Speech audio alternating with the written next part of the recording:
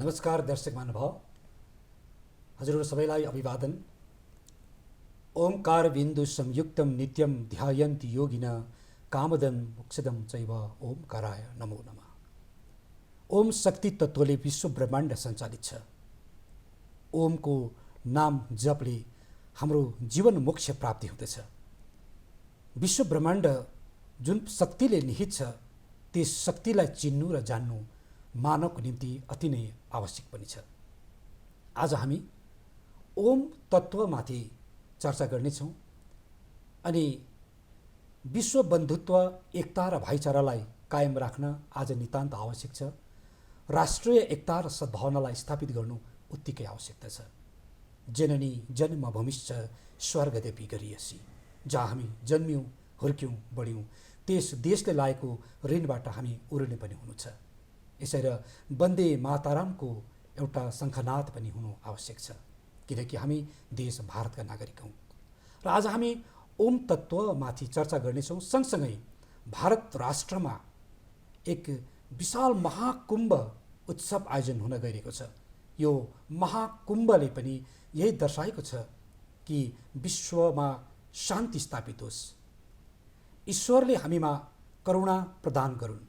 144 वर्ष पछिको प्रयागराजमा चलिरहेको जो महाकुम्भ उत्सव छ, यसले के कस्तो सन्देश लिएर आएको छ अनि हाम्रो कर्तव्यहरू के कस्ता छन् मानव जीवन कल्याणका लागि आदिबारे पनि हामी चर्चा गर्नेछौँ। आज हामी माझमा एकजना यस्तो व्यक्तित्व गुरुमा उपस्थित हुनुहुन्छ। दिव्य ऊर्जा र जागरणकी प्रतीक हुनुहुन्छ। आध्यात्मिक शक्ति र राष्ट्रिय गौरवकी विरासत आदिशक्ति देवकी मैया जी हामीसित हुनुहुन्छ। आपको स्वागत स्टूडियो में।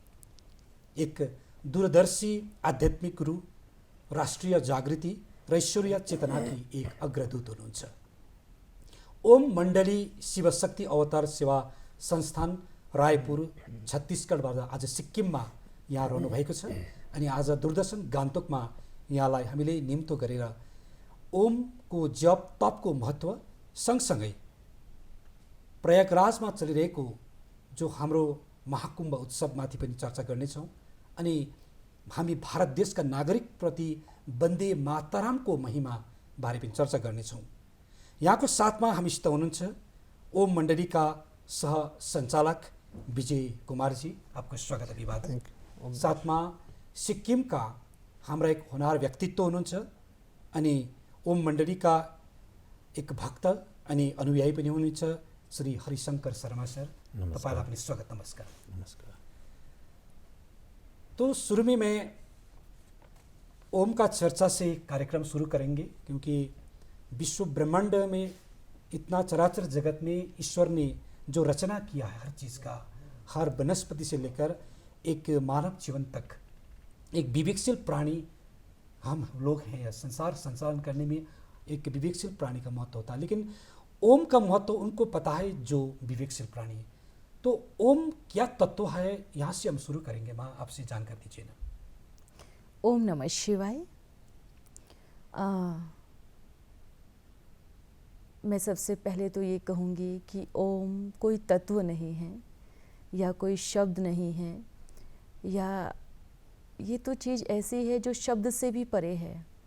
ओम की जो ऊर्जा है, जो पावर है, कहते हैं कि जब संसार बना तो उसमें से एक ध्वनि निकली जिसको ओम की गुंजन कहते हैं। ओम सृष्टि का बीज रूप है। ओम से जैसे कि मान लीजिए संसार बन गया, पर जैसे फूल बन गया, फूल में खुशबू नहीं है, तो वो ओम हमारे जीवन की ऐसी खुशबू है जो हमारे जीवन को महका देती है। जब हम ओम मेडिटेशन करते हैं, बड़े प्यार से बैठकर एकाग्रता से ओम का उच्चारण करते हैं, तो हमारा जीवन महकने लगता है। हमारे जीवन से दुख, अशांति, पीड़ा सब विदाई ले लेते हैं। ये ओम की शक्ति एक ऐसी शक्ति है जिससे हमारा जीवन एकदम खुशबू से महकने लगता है। मैं कहूँगी, आप देखना, कोई भी हम मंत्र उच्चारण करते हैं तो उसमें हम पहले ओम का ही जाप होता है। ओम त्र्यंबकम, ओम भूर्भुवस्सुः, ओम नमः शिवाय। तो सभी मंत्रों का बीज मंत्र ही ओम है। तो ओम के बारे में तो मैं जितनी महिमा करूं उतनी ही कम है। जैसे भक्ति मार्ग में मतलब कहते हैं कि जब शिव का विवाह होता है तो पंडित शिव का मतलब सरनेम पूछता है कि आपका गोत्र क्या है। तो नारद कहता है कि महादेव का क्या गोत्र होगा, ओम। उनका गोत्र ओम, अर्थात ओम से सारी सृष्टि बनी है। ओम अपने आप में एक ऐसी शक्ति है जो पूरे संसार का संचार कर रही है। ये ऊर्जा पूरे ब्रह्मांड में घूम रही है और जब हम उस ऊर्जा से कनेक्ट होते हैं तो हमारे जीवन में, हमारे परिवार में, हमारे आसपास में, हमारे चारों तरफ के वातावरण में उस ऊर्जा का संचार होता है, जिससे हमारा जीवन बहुत बहुत ऊंची श्रेणी में जाता है। तो मैं आप सभी को बस मैसेज देती हूँ कि आप सभी रोज़ सुबह शाम अपने जीवन को अगर सफल बनाना है और बहुत आगे बढ़ना है तो ओम मेडिटेशन ज़रूर करें। एकांत में बैठकर बड़े प्यार से लंबी सांस लेकर ओम की ध्वनि जरूर करें। बोलते हैं ना कि हमारे जीवन में आध्यात्मिकता का होना बहुत ज़रूरी है और ओम सबसे पहले हमारे जीवन में आध्यात्मिकता लेकर के आएगा, जिससे हमारा जीवन सफल होगा और हम बहुत आगे बढ़ेंगे।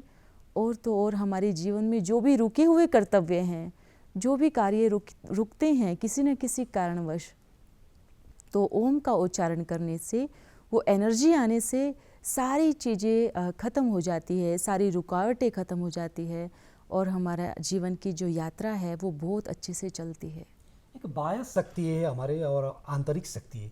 जब तक आंतरिक शक्ति जागृत नहीं होगा तब तक ये जो ओमकार का जप करने से भी सफलीभूत होने का कोई अवसर ही नहीं है माँ। देखिए, तो कैसे इस स्थान पर आ सकते हैं लोग? जी, एक बाहरी शक्ति है, एक आंतरिक शक्ति है। मैं बिल्कुल इस बात में भी बहुत अच्छे से आपने ये सवाल पूछा है।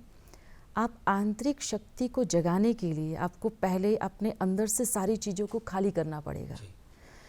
मान लीजिए आपको किसी बर्तन में कुछ डालना है और वो ऑलरेडी फुल है, तो आप उसको क्या करेंगे? उसके लिए आपको पहले वो खाली करना पड़ेगा ना। तो जो ओम का उच्चारण है हमारे मन से नेगेटिव चीज़ों को पूरी तरह से खाली कर देता है।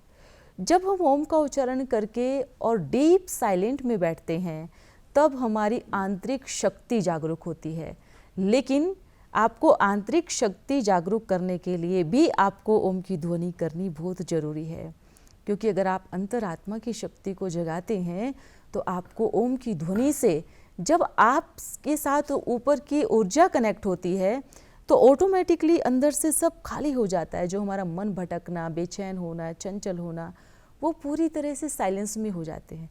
तो आपके अंदर की ऊर्जा को जगाने के लिए भी, आंतरिक शक्ति जगाने के लिए भी आपको 10 मिनट पहले ओम का उच्चारण करना वो बहुत ज़रूरी है। अच्छा, इसका कोई समय का भी निर्धारण है? बहुत अच्छा जो समय होता है, जैसे कि रोज़ सुबह उठ कर के सब भगवान को याद करते हैं, पूजा पाठ करते हैं, भक्ति आराधना करते हैं, सबसे सुंदर समय वही होता है। और शाम को भी वही समय होता है। लेकिन आपको कभी भी दिन में किसी भी समय आप कर सकते हो। इसके लिए कोई समय की पाबंदी नहीं है कि आप भाई उसी समय ही करेंगे, आप किसी भी समय कर सकते हो। अच्छा, तो विजय कुमार ग्रोवर, आपसे भी मैं थोड़ा जानकारी लेना चाहूँगी कि जो ओम मंडली जो स्थापित है रायपुर छत्तीसगढ़ में, ये स्थापना कितना लंबा दौड़ भी नहीं है, ये तो छोटा दौड़ में बहुत सारा प्रगति का बात मैंने सुना हो। तो ये मंडली की तरफ से क्या क्या कार्यक्रम आयोजन हो रहा है, जा रहा है? ओम नमः शिवाय। सभी दर्शकों को मेरा नमस्ते। ओम मंडली संस्था 2017 से कार्य कर रही है और हमारे जो 28 स्टेट है, 28 स्टेटों में से अभी तक 25 राज्यों में हमने वंदे मातरम गायन, ओम का उच्चारण का जो कार्यक्रम है वो सफलतापूर्वक सिद्ध किया है। और ओम मंडली संस्था वृक्षारोपण का भी कार्य करती है जी। और ओम मंडली संस्था जो है वो एक जुम्बेश उठा रही है कि कोहिनूर हीरा जो है वो भारत वापस आए, उसके लिए भी कार्यरत है। और ओम मंडली संस्था नारी शक्ति को जगाने के लिए भी कार्य कर रही है जी। बच्चों से लेके बुजुर्ग तक जितने भी उम्र के जो लोग हैं उन सबको जागरूक करने की जो कार्य है वो ओम मंडली संस्था कर रही है। आध्यात्मिकता के साथ देशभक्ति को भी जगाने का कार्य ओम मंडली संस्था कर रही है। एक ही संस्था एक ऐसी है जो आध्यात्मिकता और देशभक्ति दोनों का समन्वय ले करके चल रही है, क्योंकि सिर्फ स्पिरिचुअलिटी से भी कार्य नहीं होने वाला है और सिर्फ देशभक्ति से भी नहीं होने वाला है। जब धर्म सत्ता और राज्य सत्ता दोनों मिलेंगे तब सफलता मिलेगी। तो ओम मंडली संस्था एक ऐसी संस्था है कि दोनों चीज़ों को लेकर के साथ में कार्य कर रही है। अच्छा जी। माता जी, मैंने सुना हूँ कि आपने 10,000 से ज़्यादा विद्यालय में जाके ओम जप और वंदे मातरम के ऊपर बहुत सारा कार्यक्रम कर चुकी है, और रायपुर में तो 1 लाख से ज़्यादा भक्तों को ऐतिहासिक भेला करके नेतृत्व भी आपने कर चुकी है। और मैंने सुना ओम जप वंदे मातरम नेतृत्व में हज़ारों लोगों को ऊर्जा भी मिला है, ईश्वरीय जागरण भी उनको मिला है, आत्मा का अनुभूति भी हो चुका है, और राष्ट्र सेवा के मार्ग में उनका अपना यात्रा भी हो कर चुके हैं। तो अभी सिक्किम में आई हुई है आप, हैं? तो आपने ये यात्रा जब शुरू की तो आज तक का यात्रा में लोगों में क्या परिवर्तन दिख रहे हैं, और आने वाले दिन में और क्या परिवर्तन, सकारात्मक परिवर्तन का ज़रूरत है माँ जी? जब हमने शुरू किया, जैसे हमने उसको खुद से शुरू किया कि जब हम ओम का उच्चारण करते हैं तो हमें कितनी शक्ति मिलती है, और जो कि आपने अभी बताया कि 1 लाख से ज़्यादा लोगों ने वंदे मातरम का संपूर्ण गायन किया रायपुर छत्तीसगढ़ में। और अभी अभी जैसे इन्होंने बताया कि 25 राज्यों में भी हमने वंदे मातरम और ओम का उच्चारण, अभी भी 10,000 से भी ज़्यादा स्कूलों में ओम की ध्वनि हो रही है और वंदे मातरम भी गाया जा रहा है। उसमें बच्चों में एकाग्रता आई है और देश के लिए उनके दिल में एक बहुत ऊंची भावना बैठी है। जैसे कि कुछ कल्चरल प्रोग्राम हम रखते हैं देशभक्ति के, जब हम ये कार्यक्रम करते हैं और सभी बच्चों को बिठाकर ओम का उच्चारण करते हैं, तो जैसे बड़े प्यार से आंख बंद करके ओम की ध्वनि करते हैं तो बच्चों में एकाग्रता की शक्ति आती है, जिससे वो अपने पढ़ाई में भी उनका मन लगता है और वो अपने कार्य को बहुत अच्छे से सफलतापूर्वक कर लेते हैं। दूसरी बात कि ओम की ध्वनि करने से जो जितने भी परिवार में जो बहुत झगड़े, दुख, पीड़ा सब कुछ हमने देखा, लेकिन हम खुद उसके कितने लोगों का हम अनुभव सुन चुके हैं कि ओम की ध्वनि करने से हमारा कार्य बहुत अच्छे से सफल हो गया। हम बहुत दिन से नेगेटिव ऊर्जा से प्रभावित थे, वो ख़त्म हो गई। हमारे बच्चे का मन अच्छा होने लगा। सब कुछ, बहुत सारे लोगों के जीवन में परिवर्तन आया है, बहुत सारे घरों में चेंज हुआ है। बस ये है कि हम उसको करें, मन से करें, मन लगा के करें। कोई भी चीज़ को अगर हम मन से करते हैं तो ऑटोमेटिकली बोलते हैं ब्रह्मांड भी हमारे उस कार्य को सफल करने में, उस शक्ति को और देने में हमारी मदद करता है। तो हमने तो अपनी आंखों से बहुत परिवर्तन देखा है। ओम की ध्वनि में इतनी शक्ति है, तभी इतनी तेजी से हमने उस चीज़ में बदलाव देखा है। अच्छा, शर्मा साहब, तपाईँ हुनुहुन्छ, माताजी सिक्किममा आउनुभयो र तपाईँले ठाकुरबाडीमा पनि एउटा विशेष कार्यक्रम आयोजन गर्नुभयो, धार्मिक अनुष्ठान गर्नुभयो हैन, र त्यो अनुष्ठानले सिक्किमलाई कस्तो दिशा दिने बोध गर्नुभयो हजुरले? नमस्कार। विशेष गरी हामीले नोभेम्बरमै उहाँको जो पनि टोलीहरू हुनुहुन्थ्यो उहाँहरू आएर भेटघाट भयो र यो 16 फेब्रुअरीमा यो कार्यक्रम गर्ने हामीले तय गऱ्यौँ। अब विशेष गरी सिक्किममा ओम मण्डलीसँग जोड्ने व्यक्तित्वहरू त कोही पनि हुनुहुन्न थियो र उहाँहरू सिधै मेरोमा आउनुभयो र मैले पनि साथीभाइहरूसँग सम्पर्क गरेर यो कार्यक्रम गर्ने भनेर तुरुन्तै हामीले निर्णय पनि गऱ्यौँ। र देख्दाखेरि जो हिजो जुन प्रकारले हाम्रोमा अब भिड भयो भनौँ या जो पनि आसपासमा हुनुहुन्थ्यो उहाँहरू आउनुभयो, यस्तो चिसोमा पनि उहाँहरूले आफ्नो भागीदारी दिनुभयो र धेरै कुराहरू जान्ने मौका पाउनुभयो। र मलाई लाग्छ जो मैयाजीले जो एउटा बिडा लिएर हिँड्नु भएको छ, जो उहाँले आफ्नो एउटा सङ्कल्प लिएर हिँड्नु भएको छ, यो जहाँसम्म मलाई लाग्छ सिक्किमलाई पनि या सिक्किममा पनि विशेष गरी उहाँले भन्नुभयो विद्यार्थीवर्गमा विशेष गरी यसको परिवर्तन ल्याउने कार्य गर्छ, उहाँको एकाग्रता ल्याउने कार्य गर्छ भने हामीले पनि प्रत्येक विद्यालयमा पनि यो कार्यक्रमहरू हामीले गर्नुपर्छ जस्तो मलाई लाग्यो। र हामीले यो एउटा हिजोको त एउटा प्रथम चरणको एउटा कार्यक्रम मात्रै हो र यसले हामीले के छ भन्दा मैले पनि पहिलोपल्ट यो अद्भुत भयो मलाई कि हिजो उहाँको जुन प्रकारको शिव स्वरूप आफ्नो शरीरमा उतारेर उहाँले आफ्नो वचनद्वारा सबैलाई आशीर्वाद दिनुभयो र सबैलाई यो ओम जो ध्वनि छ ओम मण्डलीद्वारा गर्नुपर्ने कार्यक्रमहरू छ त्यस विषय उहाँले धेरै हामीलाई जागरुक गराउनु भयो र मलाई लाग्छ हामीले यो प्रत्येक स्कुलमा र सङ्घ संस्थाले पनि गएर सबैतिर यसलाई चाहिँ अगाडि बढाउन पायौँ भने सिक्किमले पनि यसबाट धेरै फाइदा पाउँछ जस्तो मलाई लाग्यो। किन भन्दाखेरि हाम्रो अहिले सिक्किममा धेरै नानीहरूमा विशेष गरी दुष्प्रभाव परेको गलत सङ्गतहरूले गर्दाखेरि त्यसबाट पनि हाम्रो नानीहरूलाई मुक्ति दिलाउनलाई यो हामीले स्कुलमा कार्य गर्यो भने धेरै परिवर्तन ल्याउँछ जस्तो मलाई लाग्यो। खबै राम्रो एउटा अनुष्ठान सिक्किममा आयोजन हुनु एउटा सौभाग्य को कुरा हो। और मैया जी आपसे मैं एक बात जानकारी लेना चाहूँगा, जैसे कि अभी हमारे भारत के प्रयागराज में बहुत बड़ा उत्सव चल रहा है, महाकुंभ उत्सव। 144 साल के बाद ये उत्सव आयोजन हो रहे हैं और ये हमारा सौभाग्य भी है ये उत्सव में जाके वहाँ गंगा यमुना और ये सरस्वती नदी के संगम में जाके वहाँ पे पवित्रता बन के एक आध्यात्मिक जीवन में एक परिवर्तन लाने का एक प्रयास भी है। लेकिन लोगों का ऐसा भी सोच है कि उस दिन जाके जैसे ये महाकुंभ में जाके गंगा यमुना और सरस्वती में डुबकी लगाने से अपनी ज़िंदगी में जितना भी पाप कर चुकी है सब पुण्य मिल जाएगा, क्योंकि सब लोग दौड़ते दौड़ते जा रहे हैं, अभी हर राज्य से जा रहे हैं। लेकिन प्रयागराज का महाकुंभ ने क्या संदेश लेकर आया है और मानव जीवन को एक सकारात्मक की ओर लेकर जाने के लिए कैसे जीवन का कर्म होना चाहिए और कैसे यात्रा तय करना का जरूरत है? देखिए एक्चुअली मैं महाकुंभ के बारे में ये कहूँगी कि 144 साल के बाद ये महाकुंभ लगा है जी। गंगा जमुना सरस्वती हमें क्या संदेश देना चाहती है जी। कि तीनों का संगम एक जगह होता है, तब महाकुंभ में डुबकी लगाने से सारे पाप मिट जाते हैं। तो ये मेरा अपना पर्सनल अनुभव मैं कहूँगी कि अगर गंगा में डुबकी लगाने से हमारे पाप मिट जाते तो आज संसार में इतना घोर पापाचार भ्रष्टाचार हो रहा है तो ये नहीं होता। हर रोज़ कोई ना कोई पाप करके गंगा में डुबकी लगाते और पाप धुल जाते। तो गंगा में डुबकी लगाना कोई गलत बात नहीं है, बिल्कुल लगाइए, लेकिन गंगा में डुबकी लगाते समय एक संकल्प जरूर धारण कीजिए कि हे प्रभु, आज के बाद जो भी मुझसे हुआ, पर आज के बाद मैं कोई भी ऐसा अपने मन वचन कर्म से कोई भी ऐसा पाप कर्म नहीं करूँगा जो मुझे ऐसी भोगनी पड़े। तो मैं सिर्फ यही कहूँगी, महाकुंभ का तो बहुत बड़ा रहस्य है कि 144 साल के बाद ये महाकुंभ लगा है और आगे 144 साल के बाद किसने महाकुंभ देखा है? ऐसा तो नहीं होगा कि भाई अगला 144 साल के बाद, क्योंकि आज अगर संसार की स्थिति ऐसी है, महाकुंभ पे इतनी भीड़ लगी हुई है, तो ज़रूर कहीं ना कहीं लोगों को भी पता है कि हमने कितने पाप किए हैं।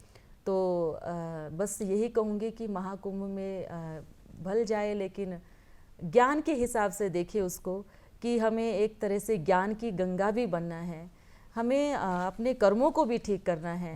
आप अगर घर में या कहीं पर भी पाप कर्म करते रहेंगे और कहेंगे गंगा में डुबकी लगाएंगे तो पाप मिट जाएंगे। अगर मन ही साफ नहीं है तो गंगा में कितनी भी डुबकी लगाओ, कोई भी पाप खत्म होने वाले नहीं हैं। तो हम तो यही कहेंगे कि पहले अपने अंदर के भ्रष्टाचार को ख़त्म करें, अंदर के पापाचार को ख़त्म करें, और फिर देखना जब आत्मा पवित्र बन जाएगी तो गंगा में डुबकी लगाएं या ना लगाएं तो आप पुण्य आत्मा ही कहलाए जाएंगे। और आज हम चर्चा करना है नारी शक्ति के ऊपर भी। यत्र नार्यस्तु पूज्यते रमन्ते तत्र देवता। जहाँ नारी का हम सम्मान करते हैं उस घर में लक्ष्मी का पदार्पण होता है ना, ऐसा धर्मशास्त्र के आधार से ये सब बात बोली है। लेकिन एक नारी शक्ति के ऊपर, जैसे आप भी एक नारी है, लेकिन इतना एक धर्म प्रचार के ऊपर, ओम जप के प्रचार के ऊपर, वंदे मातरम के ऊपर अपना इतना जीवन समर्पण करके आगे बढ़ रही है, और नारी सशक्तिकरण के ऊपर भारत राष्ट्र में कैसे योजना बनाकर सरकार ने काम कर रहे हैं, और आने वाले दिन में नारी शक्ति को क्यों और प्रादुर्भाव करना है, जानकारी दीजिए ना। जी, बहुत अच्छा आपने नारी शक्ति के लिए ये पूछा। नारी शक्ति सच में अपने आप में नारी शक्ति है। जहाँ नारी का सम्मान होता है वो घर स्वर्ग होता है। इसलिए दिखाते हैं ना कि लक्ष्मी नारायण, क्योंकि नारायण ने लक्ष्मी का इतना सम्मान किया कि स्वर्ग था। उस टाइम जब नारी का सम्मान होता है वो घर भी स्वर्ग होता है और वो देश भी स्वर्ग होता है। पर जैसे जैसे नारी का अपमान शुरू होता है तो वो घर भी नर्क बन जाता है और संसार भी नर्क की तरफ यात्रा करता है। तो आज देखिए कि नारी आज हर फील्ड में, आज मैं सच में कहूँगी, अपने जो भी भारत सरकार अपना जो कार्य कर रही है, नारी को आगे उठाया, उन्होंने बहुत आगे बढ़ाया। ये चीज़ मैं दिल से धन्यवाद करूँगी, क्योंकि कुछ वर्षों पहले तो नारियों की स्थिति ऐसी थी कि बिल्कुल भी बात मत पूछो, ऐसी स्थिति में नारी थी। पर आज वो अपने हिस्से के लिए भी लड़ती है। देखो, नारी सशक्तिकरण सब अभियान चलाते हैं, पर वास्तव में नारी शक्ति का मतलब क्या है? नारी शक्ति अपनी शक्तियों को पहले पहचाने, क्योंकि वो शुरू से अधीन होती आई है, तो उनको अपनी शक्तियों का भी मालूम नहीं है। दुनिया में कहा गया है कि नारी कुछ नहीं कर सकती, लेकिन नारी सब कुछ कर सकती है, बस उसको अपने अंदर की ऊर्जा को जगाने की देरी है। तो नारी को जैसे कि बोलते हैं, जब स्वर्ग था तो नारी, लक्ष्मी नारायण ने लक्ष्मी को कितना आगे रखा।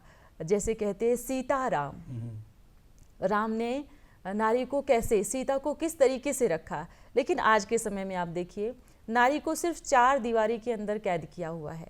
पर जब नारी ने 4 दीवारें तोड़ के वो बाहर निकली, तो वो लक्ष्मी बनी, तो वो सीता बनी, तो वो दुर्गा बनी, तो वो काली बनी। ये सब नारी के ही रूप है।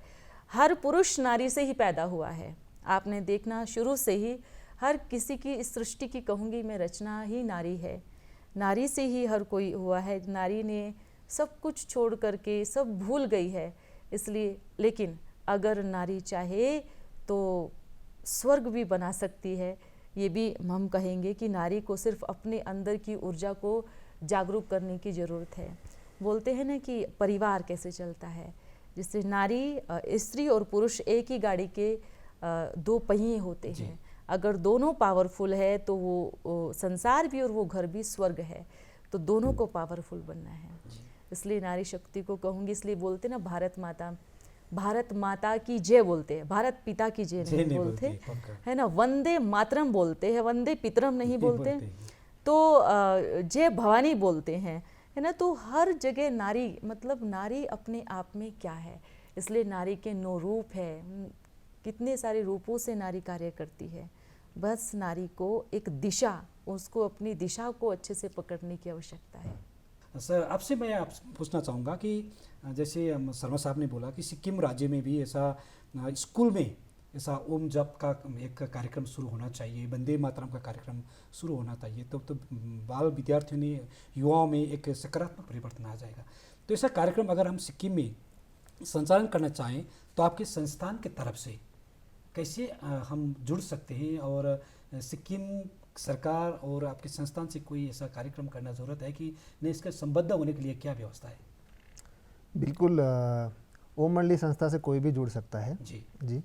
और ओम मंडली संस्था के द्वारा लगभग भारत देश में 10,000 से ज़्यादा स्कूलों में ओम का उच्चारण कराया जाता है डेली, और वंदे मातरम भी कराया जाता है। हमको ये सौभाग्य मिला कि सिक्किम में भी प्रोग्राम करने का अवसर मिला। उसके लिए हम सिक्किम का बहुत बहुत धन्यवाद करते हैं। और ज़रूर हम सिक्किम की जो स्कूलें हैं, गंगटोक में जो स्कूलें हैं, उसमें हमारे सेवादारी ज़रूर आएंगे और यहाँ पर आकर के सेवा करेंगे। और हर स्कूल में हम ओम का उच्चारण ज़रूर करवाएंगे, वंदे मातरम गायन ज़रूर कराएंगे। और जो भी बच्चों में हमारे भारत की जो संस्कृति है वो कहीं ना कहीं हम भूलते जा रहे हैं, वो बच्चों में हम जागरूकता लाएंगे, ज़रूर लाएंगे। और ज़रूर हम ये प्रॉमिस करते हैं कि गंगटोक में जितने भी स्कूलें हैं उसमें हमारे जो अनुयायी हैं, हम सब मिल कर के यहाँ पे ज़रूर सेवा करेंगे। सारे स्कूलों में ओम का उच्चारण कराएंगे, वंदे मातरम कराएंगे। बहुत अच्छा बात। और मैया जी, मैं अंत में जाके आपसे जानकारी, एक मार्गदर्शन के रूप में आपसे ये जानकारी लेना चाहूँगा कि देश निर्माण में युवाओं का बहुत बड़ा भूमिका रहता है, लेकिन आज युवाओं पथभ्रांत हो चुका है। हर चीज़ का सेवन और जीवन शैली में परिवर्तन आ रहा है, वो भी नकारात्मक। तो अगर आज के युवाओं में ऐसा नकारात्मक परिवर्तन आए तो आने वाले देश का भविष्य एक नकारात्मक यात्रा पे जाएगा, तो देश बर्बाद भी हो सकता है। तो आज हर कोने कोने में रहने वाले जितना भी भारतीय युवाओं हैं, उनके लिए भी एक मार्गदर्शन का ज़रूरत है। तो आपके तरफ से किन किन बातों पर हम ध्यान केंद्रित करना है और उनको भविष्य निर्माण के लिए योजनाबद्ध बन के कार्यक्रम आगे लेकर जाना है? आप एक बौद्धिक ज्ञान भी आपके अंदर है, ईश्वरीय शक्ति भी आपके अंदर है, तो एक अवसर भी है इस चर्चा में हम इसके ऊपर जुट के बात करेंगे। तो अंत में जाके आपका मैसेज छोड़ दीजिए। जी, मैं युवाओं के लिए एक मैसेज छोड़ना चाहूँगी। सबसे पहले तो वो अपनी संभाल करे। संभाल का अर्थ है कि आज अपने युवाएं क्या कर रहे हैं, गलत संगत में जा रहे हैं, नशा करना, बहुत सारी चीज़ों को जो हमारी लाइफ में हमारे प्रोग्रेस को रोक रही है, उन चीज़ों में जाना और अपने लाइफ को ख़त्म करना। तो आज के युवा अपने जो मार्ग से भटके हुए हैं, उनको समझ नहीं आ रहा है कि वो क्या कर रहे हैं, उनको कुछ भी ये चीज़ समझ में नहीं आ रहा है कि उनको क्या करना चाहिए। तो अगर इस स्थिति में कुछ समझ नहीं आए तो बस अपने आप को देखो, कुछ एकांत में बैठकर मेडिटेशन करो। मैं तो यही कहूँगी कि युवाओं के बारे में कि आप हर देश में देखते हो कि किस तरीके से युवाएं प्रगति कर रहे हैं, आगे बढ़ रहे हैं, पर यहाँ पर जो गलत संगत में जब चले जाते हैं युवा, चलते हैं 15 वर्ष तक अच्छे चलते हैं, लेकिन जैसे ही वो 15 वर्ष को पार करते हैं तो किसी की भी नहीं सुनते हैं और पेरेंट्स के अगेंस्ट चले जाते हैं और बहुत सारी गलत संगत में पड़ जाते हैं, बहुत सारी चीज़ों में अपना लाइफ को ख़राब कर रहे हैं। तो मैं सबको, युवाओं को कहूँगी, अपने भीतर देश के लिए प्रेम जगाएं, अपने अंतरात्मा में जगाएं कि हमारे देश के लिए हमारे अंदर कितनी भावना है, कितना प्यार है। युवा सब कुछ कर सकता है। तो अगर युवा गलत रास्ते की तरफ जा रहा है तो अपना भारत बहुत खतरे में है। तो मैं युवाओं को कहूँगी कि ये भारत क्या है सोचना है। ये भारत मेरा पिता है और माता, भारत माता। तो मुझे अपने माँ बाप को किस तरीके से रखना है, कैसे रखना है, तो अपने आसपास के वातावरण को भी शुद्ध रखे और अपने जीवन को भी अच्छा बनाए रखे और अपने जीवन में सिर्फ 5 से 10 मिनट आध्यात्मिकता में लेके जरूर आए और ओम का उच्चारण करें। आज के युवाओं के लिए मैं मैसेज जरूर कहूँगी कि ओम की ध्वनि जरूर करें। माता जी, आपने बहुत अच्छा समय दिया दूरदर्शन गांतोक को और आज हमने बहुत अच्छा चर्चा करने का अवसर मिला। तो दर्शकवृन्द यहाँ हुनुहुन्थ्यो आदिशक्ति देवकी मैया जी, आपको बहुत बहुत शुक्रिया। और साथमा हमीसित हुनुहुन्छ ओम मंडली का सह संचालक विजय कुमार जी, आपको भी बहुत बहुत धन्यवाद। और साथमा हमीसित हुनुहुन्छ एक समाज सेवक जो PHE का चिफ इन्जिनियर हुनुहुन्छ, सँगसँगै यहाँ यस संस्थानका एक अनुयायी पनि हुनुहुन्छ हरिशंकर शर्मा जी, तपाईँलाई पनि बहुत बहुत धन्यवाद छ। तो माता जी, मैं आपसे आग्रह करूँगा कि एक बार अंत में जाके हम ओम ध्वनि का उच्चारण करके हम एक पवित्रता के रूप में हम अपने जीवन को पवित्र करने के लिए भी अवसर मिलेगा। दर्शक को भी हम ऐसा अवसर देंगे कि आप ओम उच्चारण करके सबको आनंद में डुबकी कराइए। जी। अभी हम 2 मिनट के लिए ओम का उच्चारण करेंगे। सभी अपनी आंखें बंद करें और कमर सीधी करें।